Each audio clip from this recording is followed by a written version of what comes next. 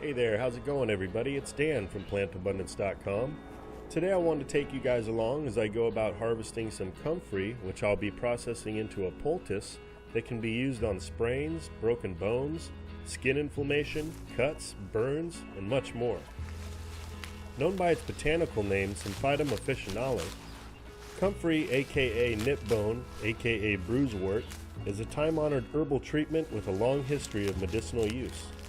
For centuries, comfrey was used both internally and externally to treat a wide array of health issues.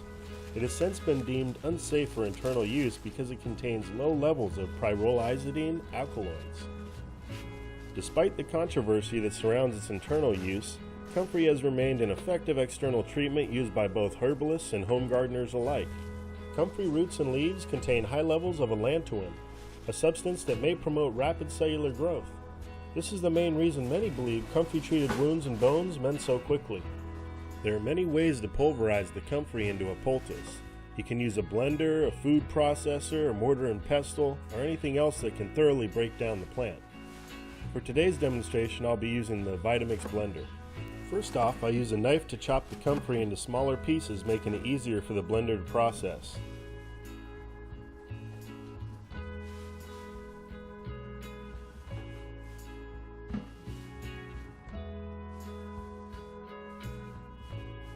After adding about half of the chopped comfrey to the blender, I add just enough water to ensure that everything blends together effectively.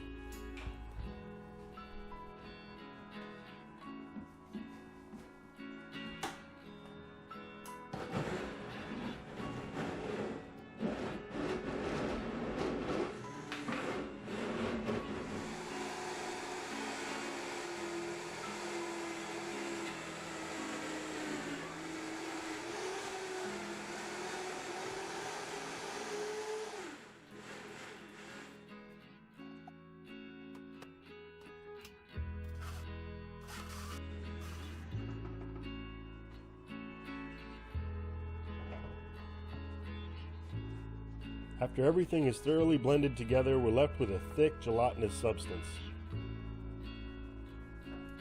Next, I set up my poultice station using a plastic spatula to easily get the contents out of the blender and a stack of 1-foot square cloths.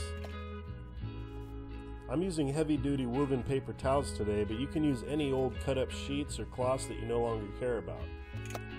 I add just enough comfrey to each cloth to fold them into 6-inch squares.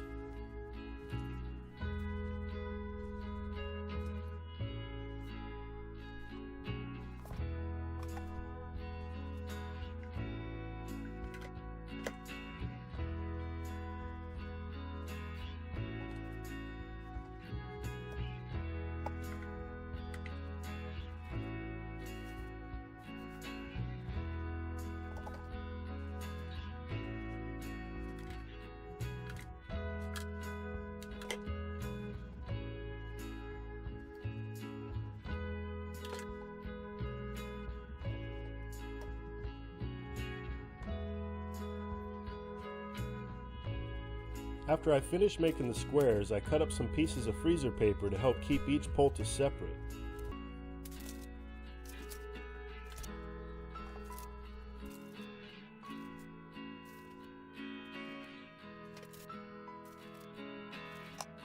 Well, the last step here is to fill up a freezer bag or container and throw them in the freezer.